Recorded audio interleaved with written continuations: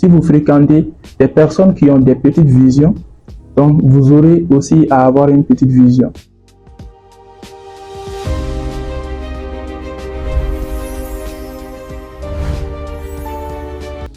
Bonjour à tous et bienvenue dans un nouvel épisode du Salon du Millionnaire. Aujourd'hui, nous allons parler d'un sujet qui influence directement notre avenir, nos décisions et même notre niveau de réussite. C'est l'entourage. On dit souvent, montre-moi tes amis et je dirai qui tu es. Est-ce que cette phrase est vraie? Pour répondre à cette question, je reçois Enos Kira. Bonjour Enos. Bonjour Mamadou.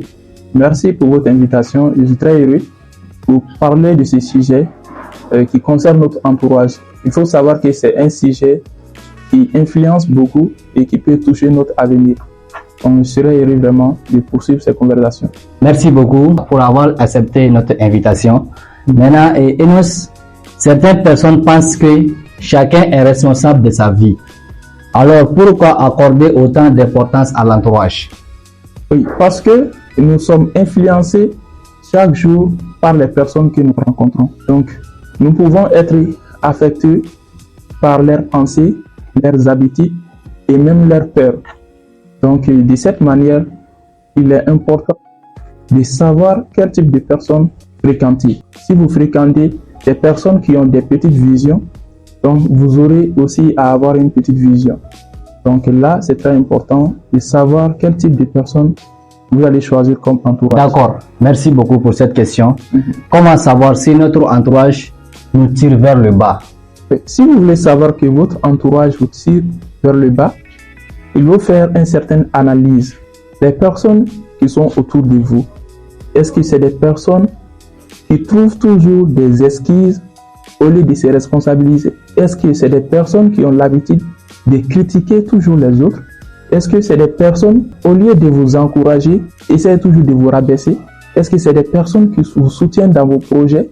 Donc, quand vous vous posez ce type de questions et que les réponses sont négatives, vous saurez directement quel type de personne qui est votre entourage. Voilà. On a bien appris ça et moi j'ai beaucoup apprécié ça. Donc on passe maintenant par la question suivante. Pourquoi la vie des autres a-t-il autant de pouvoir sur certaines personnes? Oui, parce que l'être humain souvent habitué de chercher toujours l'approbation. Donc, tout ce que vous voulez faire, vous voulez en savoir ce que les autres en jugent. Donc, les personnes ont l'habitude de chercher toujours la vie des autres pour confirmer que ce qu'ils ont en tête de faire, c'est une bonne chose. Donc, de cette manière, si vous considérez des personnes qui sont des personnes négatives, même si votre pensée, votre vision peuvent avoir quelque chose de positif dans les temps, peuvent influencer. Mais ces gens-là, tellement qu'ils ont des visions limitées, ils vont pas voir cela. Ils vont voir sur le plus terme et ils vont vous décourager. Donc c'est pourquoi il est important de ne pas écouter tout ce que les gens vont vous dire pour travailler. Il est bien de demander des conseils, mais il faut bien avoir l'esprit critique. Et bien analyser avant de suivre cette passer à l'action. Effectivement. Merci beaucoup pour cette réponse. Maintenant, on passe par la question suivante.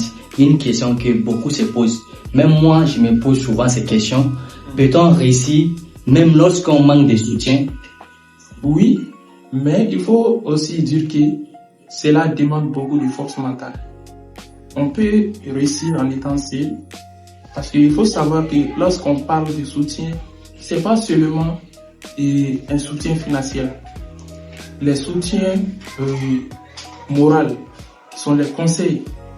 Donc, ces soutiens souvent sont plus importants que les soutiens financiers. Parce que je me rappelle bien, si je dis je vais parler de ça dans ce podcast, ça va prendre trop de minutes. Sinon, l'éveil de conscience que j'ai eu, premièrement, c'est à travers un conseil que quelqu'un m'a dit. C'est un monsieur, vraiment, il m'a aidé dans beaucoup de choses, mais pas financièrement, mais ses idées, ça m'a beaucoup touché. Parce que fut un moment, à ce moment, j'étais là à chercher un stage parce qu'on était à la fin de notre étude. À la fin de troisième année. Voilà, donc je cherchais un endroit pour faire un stage. Et en ce moment, j'ai rencontré un monsieur, il avait un cabinet de comptabilité. Comme j'ai aussi fait l'ingénierie économique et financière en AFC. Donc je lui ai demandé si il pouvait accepter que je fasse un stage au sein de son entreprise. Mais il m'a dit, lui, il peut me soutenir dans mes projets.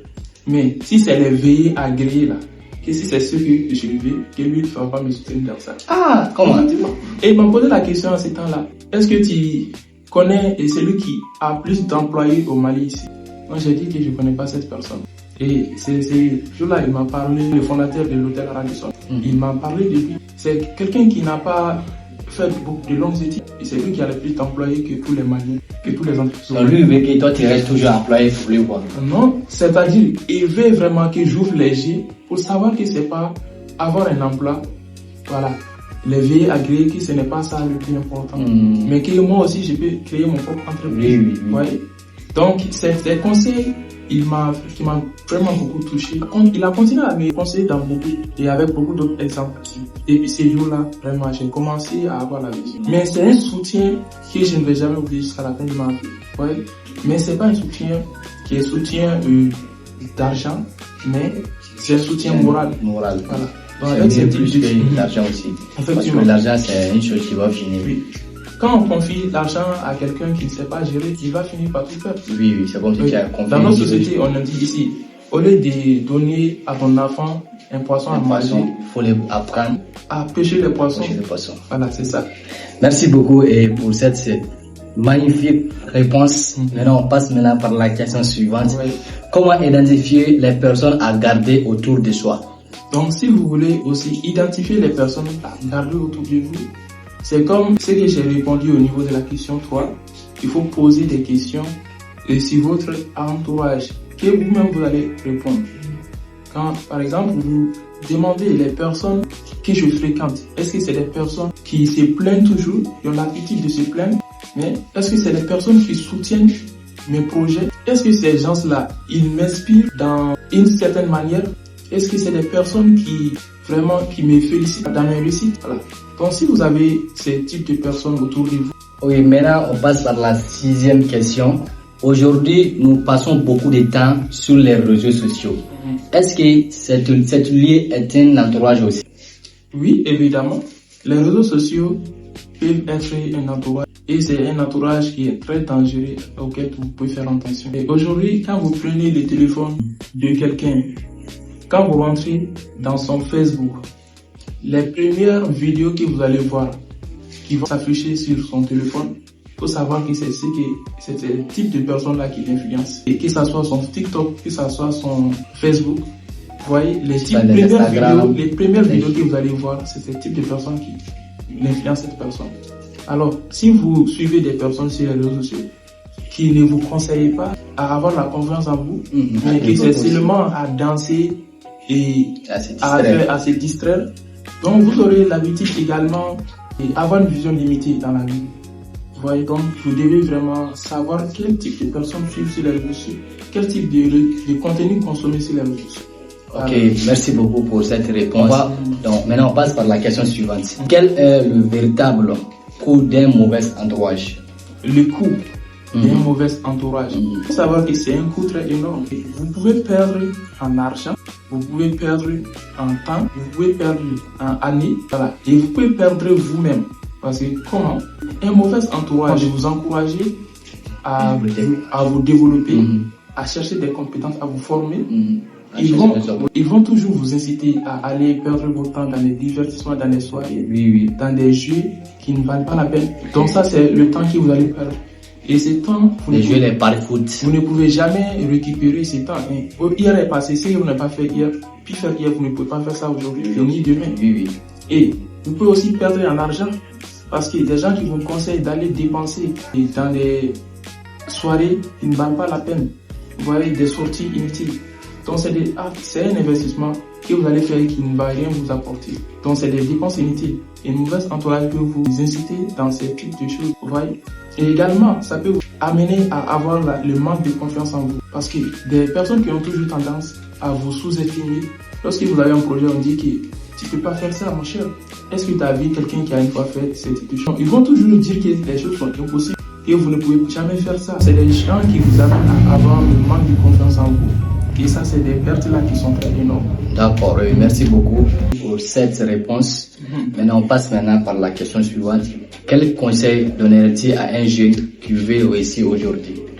Je dirais à n'importe quelle personne qui veut réussir de prendre soin de son esprit. Prends soin de ton esprit, c'est-à-dire a besoin aussi de se nourrir. Oui, comme quelqu'un peut se nourrir si tu veux grandir. Oui, ton esprit aussi, si tu veux, il faut que tu la nourrisses. Comment on va donc, en nourrissant votre esprit, vous pouvez nourrir votre esprit par des mauvais conseils, par des mauvaises habitudes, donc par des mauvaises influences.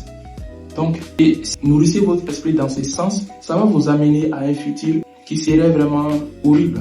Voyez? Donc, il faut prendre soin de ton esprit comme tu peux prendre soin aussi de ton argent. Voilà, c'est tout simplement ce que j'aurais à dire. Mais ceux qui veulent prendre leur bien avancer, pour avancer, comment ils font? Si tu veux vraiment nourrir ton esprit, maintenant, prendre bien ton esprit, là, il faut fréquenter des personnes qui ont des visions élevées. Ouais. Également, vous pouvez lire des livres. Voilà, cherchez à lire des livres. Il y a des livres dans le domaine de l'entrepreneuriat, dans le domaine de la développement personnel.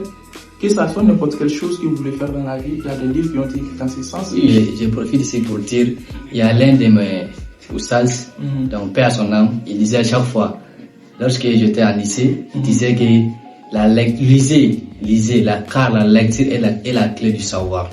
Je sais, mes collègues vont voir ça, ils vont connaître. Merci, on passe maintenant par la dernière question. Si tu devais résumer tout cet épisode à une seule phrase, quelle serait? Dans ce sens, je dirais, votre influence ne détermine pas votre avenir, c'est-à-dire ne détermine pas votre avenir, mais elle peut influencer votre avenir et qui vous voulez devenir. Dans ce sens, ça veut dire que les personnes que vous fréquentez aujourd'hui ne veut pas dire directement que vous serez comme ce type de personnes demain. Mais si vous ne faites pas attention, donc à ce que vous allez apprendre de ces gens, ça peut nuire à votre avenir. C'est tout simplement ce que j'ai à dire. Merci. Merci beaucoup, Enos Terra. Merci, Mamadou. Merci à tous. On se donne rendez-vous pour le prochain épisode. Merci beaucoup. Merci.